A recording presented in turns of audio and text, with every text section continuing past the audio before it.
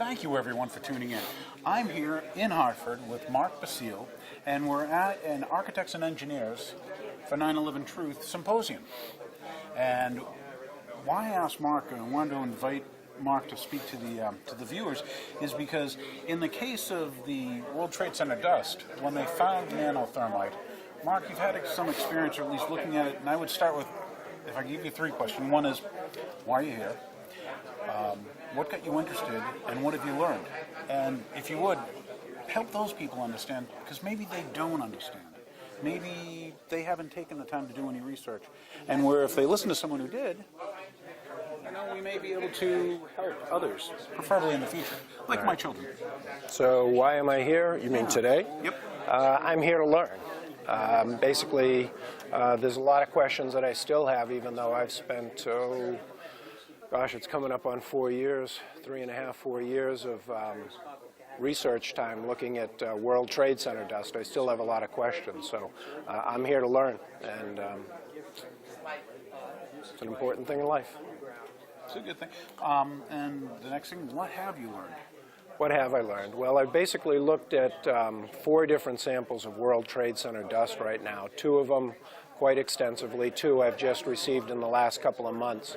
What I have learned is that in the dust, there are what those of us who've been doing this work call red-gray chips, and these pictures behind me here basically show some of those red-gray chips. They are the term that I'd use to describe them that really gets important to their most important characteristic is thermitic. And basically what that means is they have the properties of a material called thermite. That's all it really means. And what thermite basically can do is make liquid iron, traditional thermite. And I've looked at a number of different chips from 2 different samples that I've actually found thermitic activity within the red material of the chips that are in those dust samples. And the stuff really shouldn't be there. So that in a nutshell is what I found. There's material in the dust that can make liquid iron. And once again, if we were firemen and we showed up at a fire and we found accelerants, that would cause us concern. We'd say, gee, I wonder what the source was or how this fire progressed or something. And in the case of these structural collapses, okay, of the Twin Towers and also Building 7, to find this material in the dust, it would make one consider, or at least anyone who would give it consideration, would say, gee, why do I have something that makes steel into liquid? And how did it get there? Why is it there? And who did it benefit for it to be there? Yep, it really shouldn't be there. I mean, I would never build a building where I would put this material into the building.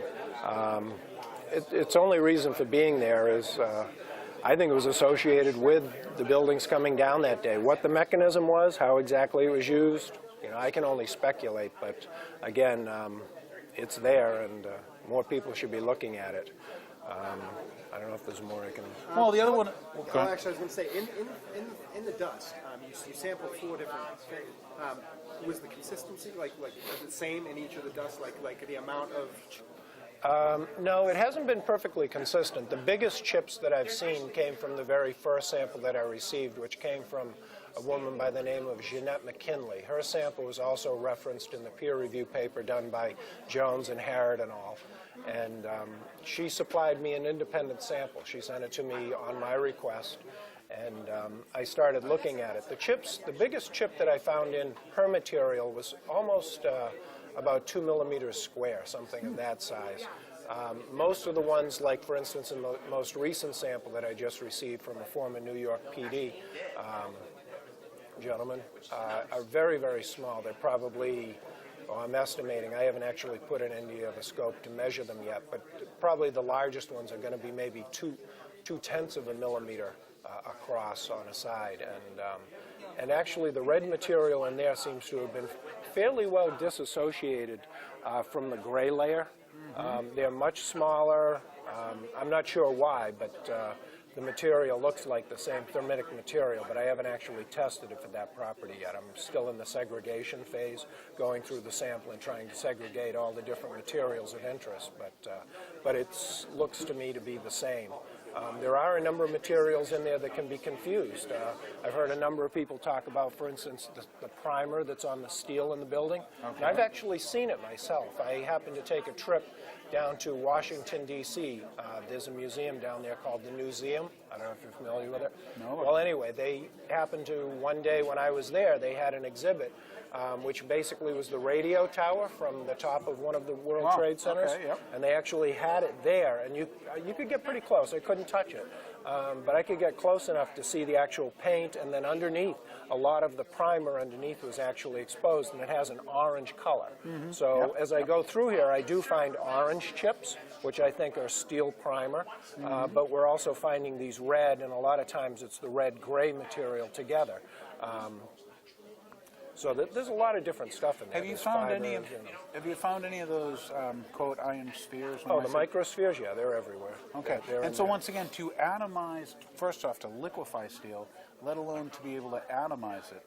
For my viewers and stuff, if they've used like a perfume spray bottle or any spray bottle, there's I don't know if I'm going to call it process, but there's what's called surface tension. Right. Anytime you have a liquid, okay, and it's free floating and or falling, whatever, you get the teardrop shape, but you also get surface tension, which will make it spherical, correct?